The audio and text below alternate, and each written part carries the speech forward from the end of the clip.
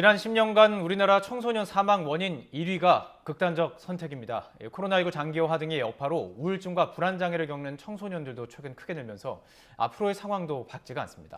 네, 정부가 청소년들의 자살과 자해 예방에 초점을 맞춘 맞춤형 대책을 내놨습니다. 김현숙 여성가족부 장관에게 직접 들어보겠습니다. 어서 오십시오. 네, 안녕하세요. 저희가 이제 시작하기 전에 짧게 이야기를 좀 나눴죠. 네. 청소년 사망률이 상당히 높고 그 중에서도 이제 사망률이 높은 것 중에 가장 1위가 이제 설명을 했습니다. 극단적 선택이라고 얘기를 맞습니다. 했는데 네. 뭐 얘기를 들어보니까 좀 사각지대 분명히 있었네요. 예. 그러니까 보통 일반 예. 우리 성인들의 어떤 자살의 원인과 좀 청소년들이 좀 다른 부분이 있는데요. 예. 첫 번째는 이제 우울증과 같은 정신적인 문제가 좀 가장 높고, 네. 그다음에 가정의 어떤 불화 이런 부분들이 또 영향을 주고요. 그다음에 이제 저희가 보통 좀 인지 행동 특성이라고 표현을 하는데 모방의 문제라든가 그다음에 스트레스에 대해서 아직 어리다 보니까 대처할 수 있는 능력 이런 것들이 굉장히 부족한 부분들이 있어서 예. 일반적인 자살에 대한 어떤 방지 대책에 비해서는 조금 더 특화된 그런 예. 게 필요하다. 예. 지금 말씀 주신 것처럼 최근 4년 동안 코로나 영향도 있긴 하지만 예. 청소년 자살률이 44% 증가를 했고 예, 제가 네. 그래픽으로 지금 보여드리고 네, 있습니다. 10대 자살 시도 건수도 이제 69% 증가해서 굉장히 높아졌습니다. 네.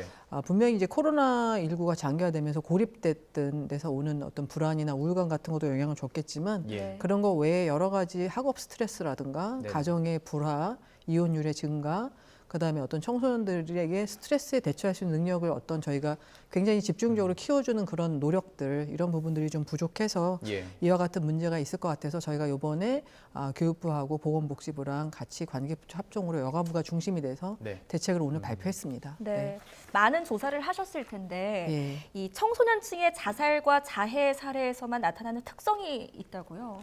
그러니까 가족 해체나 갈등 같은 예. 말씀드린 것처럼 가족 문제가 그 극단적인 선택으로 이어지는 경우도 꽤 있고 말씀드린 것처럼 아직은 완전한 독립이 이루어지지 않은 어린 나이다 보니까 네.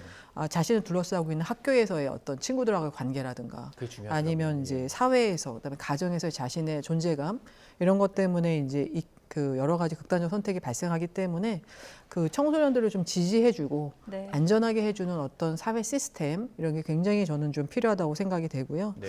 그 다음에 또 어려운 좀 또 취약계층의 우리 청소년들은 생활고가 또 있습니다. 예. 생활고나 아니면 살 곳이 없거나 머물 곳이 없고 이런 예. 친구들에게는 생계 그다음에 학업을 계속 유지할 수 있도록 도와주는 그런 지원이 필요하고 그다음에 청소년들이 아무래도 자신을 둘러싼 환경으로 인해서 생기는 그런 어려움이 많으니까 청소년에 대한 상담뿐만 아니라 부모 상담 그다음에 학교의 친구들끼리 어떤 상담 이런 것까지 좀 확대돼서 유관기관끼리 연계되는 좀 종합적인 시스템으로 저희가 들어가야 청소년들을 보호할 수 있지 않을까 예. 그렇게 생각을 합니다. 청소년 보호, 그러니까 우리 어른들 그리고 사회 관심이 필요한 상황인 것 같아요.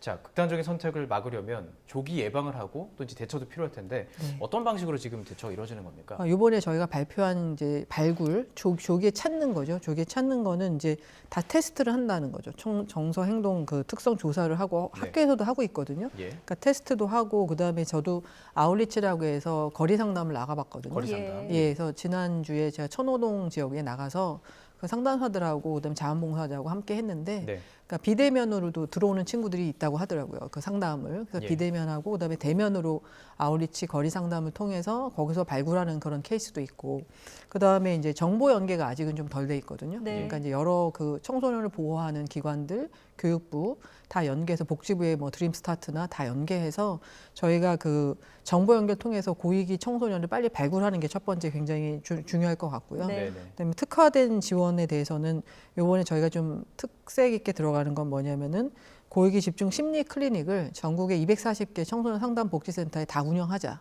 예. 다 네. 운영하고 거기에 이 친구들이 왔을 때 이제 검사를 해서 어떤 정신과적인 치료가 필요한지 아닌지를 판별하시는 분들이 임상 심리사거든요. 예. 근데 임상 심리사를 2분씩 다 배치하자 이런 네. 게 이번 저희 대책이고 국회 예산에도 지금 여가위 예산에서 반영돼서 예. 예결위에 지금 가 있는 그런 상황이고요. 지금은 그런 시설들이 아예 없는 건가요? 아니면 확장을 하는 건가요? 그러니까 있긴 하지만 이제 정부가 지원하는 게 아니라 자체적으로 이제 상담복지센터가 했는데 아예 자살자의 저희가 클리닉이라고 딱 명시를 하고 예. 거기에 임상 심리사까지 다 배치를 해서 예. 굉장히 조직적으로 이제 이 문제에 대해서 접근을 하고 조직적으로. 그 예산을 또 이제 반영을 했고요. 예. 그다음에 이제 집으로 찾아가는 청소년 동반자가 지금도 있습니다. 예. 한 1,400여 명이 있는데 이게 굉장히 효과가 좋아요. 아이들이 나오지 않는 아이들은 또 집으로 찾아가서 예. 상담하는 그래서 청소년 동반자도 2,000여 명까지 저희가 늘리려고 네. 하고 있고 예. 그다음에 이제 저희가 디딤센터라고 용인에 하나 있고 대구에 있는데 이번에 익산에도 또 건설을 하거든요. 예. 그러니까 치료 재활 센터예요, 청소년들. 여기는 치료와 재활. 예, 그래서 그렇게 치료 재활 센터를 좀 더 많이 늘리고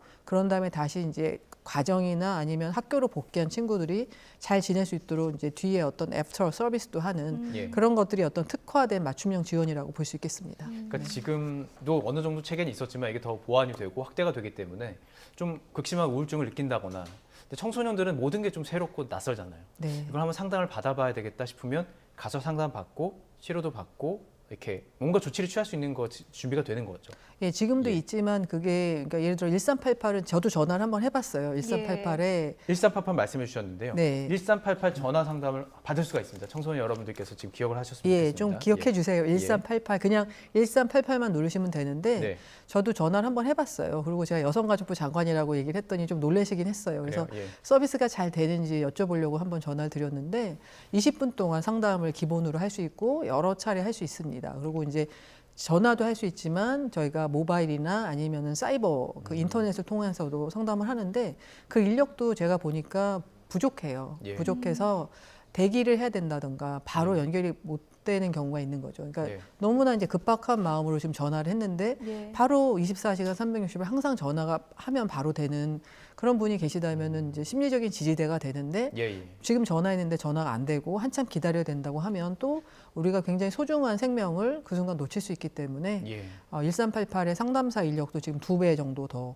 예. 확충하려고 지금 예산을 다 국회에 지금 내놓은 상태입니다. 예, 그다음에 예. 이제 상담복지센터가 저희가 또 240개가 있는데 이거는 이제 사례 관리를 해주는 거예요. 그러니까 예. 대면으로 와서 전화로만 안 됐을 때 전화해서 너는 그러면 조금 더 상담을 좀 지속적으로 받으면 좋겠다라고 저희가 사례 관리로 연결을 하면 예. 뭐 10회, 20회 이렇게 상담을 또 받거든요. 이게 비용이 따로 그 전혀 청소년에 필요 없는 거죠? 전혀 없이 예. 일단 1388에 전화해서 본인 상황을 얘기해서 전화로 해결이 되면 되는 것이고 네. 안 되면은 이제 이게 좀 더 심각하다 그러면은 면담 그러니까 직접적인 면담을 통해서 지속적인 어떤 사례 관리를 통해서 서비스를 받을 수 있는데 이런 부분들이 조금 더 많은 지원이 필요하고 조금 더 인프라가 더 많이 깔려야 되고 여성가족부가 다른 부처에 비해서 어려운 점이 이렇게 예. 전달 체계가 굉장히 약하고 집행할 수 있는 기능이 굉장히 부족한 부분이 많거든요. 네. 그래서 그런 부분도 청소년들의 어떤 극단적인 선택을 막기 위해서는 지자체에도 다 있어야 되고 예. 그다음에 청소년들이 누구나 다 언제든지 접근하면 금방금방 서비스가 될 수 있는 예.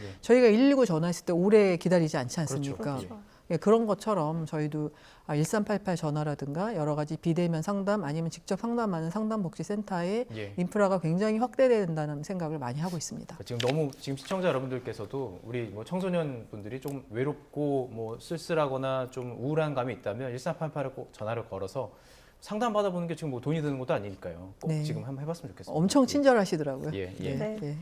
자, 근데 우리 청소년들이 겪는 힘든 가운데 정신적인 어떤 어려움도 있겠지만 경제적인 어려움 때문에 또 자살이나 자해를 선택하는 친구들도 있지 않습니까? 이런 친구들을 위한 또 대책이 마련돼 있나요? 저희가 쉼터를 운영하고 있고요. 네. 그러니까 쉼터에 제가 지난주에 금요일 날 갔을 때 거리 상담 갔을 때 조그만 단기 여성 청소년 쉼터도 갔었거든요. 근데 굉장히 밝게 생활하고 있는데 네. 저희가 이제 쉼터를 퇴소한 다음이 문제예요. 쉼터에 있을 때는 이제 학교도 다닐 수 있고 그렇죠. 자기가 지원이 뭐 되니까요. 보호도 그럼요. 되니까요. 거기서 그러니까 뭐 숙식을 다 해결하고 예. 그다음에 공부도 할 수 있고 그다음에 직장도 다닐 수 있는데 쉼터 퇴소 그 우리 청소년에게 주는 자립 수당이 지금 월 30만 원인데 이제 복지부의 보호 종료 아동이 얼마 전에 또 자살 극단적 선택했던 예. 2명의 그 우리 청년이 있는데 예. 거기보다 액수가 작아요. 거기는 이제 네. 40만 원인데 저희는 30만 원이어서 사실은 다 원가적으로 복귀할 수도 없고 그다음에 기댈 데 없는 그런 청년이기 때문에 이 부분도 이번에 국회에 제가 증액을 예. 요청을 한 상태여서 예. 청소년들이 좀 자립할 수 있고 그다음에 자립지원관이라고 또 쉼터를 퇴소하면 청소년끼리 모여 사는 곳이 있습니다. 네. 근데 전국에 11곳에 있는데 가봤더니 굉장히 괜찮았어요. 그러니까 예. 그러니까 주방하고 거실은 공유하고 각각 이제 방은 또 따로 있고 그러니까 밥도 같이 해 먹고 또 은둔형 청소년이 되지 않도록 또래끼리 모여 있을 수도 있어서 예. 자립지원관이 지금 11개인데 이제 그러니까 내년에 2개 정도 더 저희가 확충하고 예. 2026년까지는 전국에 다 확대하려고 그렇게 예. 하고 있고 국토부 장관님한테도 좀 모델로 한번 생각해 보라고 말씀을 드렸습니다. 공간은 덜 차지하지만 많은 청소년이 함께 모여 살 수 있으니까 예. 임대주택도 그런 형태로 저는 만들 수 있다는 생각이 들거든요. 예. 그래서 뭐 한 명씩 사는 원룸 형태가 아니라 공유하는 걸 만들고 방은 따로 만들어주면 공간을 세이브하고 더 많은 청소년들이 모여서 살 수 있어서 예. 자립지원관 모델도 좀 확충하는 것이 굉장히 필요하다고 생각합니다. 청소년 저 교과서에서 막 배우잖아요. 질풍노도의 시기 뭐 이런 네. 시기라고 알려져 있는데 그만큼 더 많은 관심을 기울여야 되는 상황입니다. 자, 여가부에서 이제 이런 관련된 업무를 해가는데 네. 걱정이 좀 되는 게 여가부 폐지가 되면 이 업무들 어떻게 되는 거냐 이런 걱정도 있어요. 제가 예. 어제하고 월요일 날 그 지자체를 다 돌아다니면서 MOU를 지금 맺고 있습니다. 네. 그러니까 예. 청소년 관련해서 여가부가 집행 기능이 없다 보니까 전달 체계가 부족해서 지자체 그다음에 교육청과 지금 계속 MOU를 맺어서 청소년들의 활동이나 보호 복지를 어떻게 할 것인지를 보고 있습니다. 지금 예. 확대하고 있어서 여가부를 이제 폐지한다는 말로 이제 처음엔 됐지만 여가부의 발전적 해체라고 좀 생각을 해주시고 여가부의 어떤 개편을 통해서 집행 기능을 강화하고 집행 기능이 많은 보건복지부로 상당한 업무를 이관해서 예. 보건복지부가 갖고 있는 전달 체계가 행정복지센터 안에 사회복지 공무원이 다 계시잖아요. 예. 네. 그러니까 저희가 전달 체계를 좀 잘 활용해서 사실은 여성가족부의 현재 기능을 더 강화하기 위해서 지금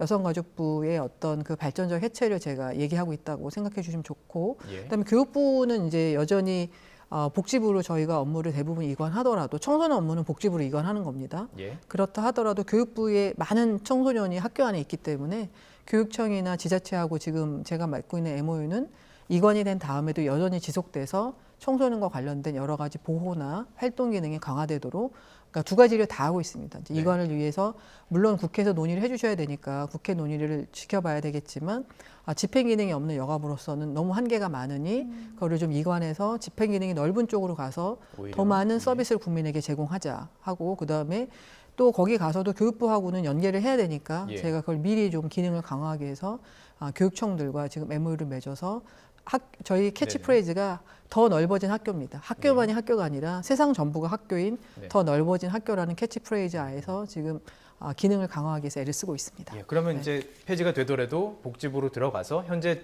지금 있는 업무들은 그대로 추진이 된다는 거죠. 그렇죠. 왜냐하면 예. 법이 다 있고 청소년 기본법, 청소년 뭐 복지 지원법 이런 게 다 있기 때문에 법이 있기 때문에 여성도 마찬가지고요. 네. 가족도 마찬가지고 다 법이 있어서 저희 기능이 없어진 일은 전혀 없습니다. 아까도 이제 말씀드렸지만 여성가족부는 지방에 청이 있다던가 아니면 행정복지센터가 있는 그런 게 아니고 네. 다 이제 시민단체나 민간이 하는 것에 위탁하는 게 굉장히 많아서 전달체계가 굉장히 부족한 상태입니다. 그래서 저희가 전달체계를 강화해서 훨씬 더 집행력을 높이고 예. 그다음에 국민께서 받는 양성평등의 어떤 서비스의 수혜를 체감도를 훨씬 더 높이기 위해서 전체적인 업무를 일부 고용 업무만 고용부로 이관하고 예. 대부분의 업무를 복지부로 이관해서 복지부의 인구 아동 업무랑 같이 접합시키려고 그렇게 하고 있습니다. 네. 예, 알겠습니다. 알겠습니다. 자, 청소년들의 극단적 선택, 심각한 사회 문제로 떠오르고 있습니다. 오늘 이와 관련해서 김현숙 여성가족부 장관과 이야기 나눠봤습니다. 잘 들었습니다. 네, 감사합니다.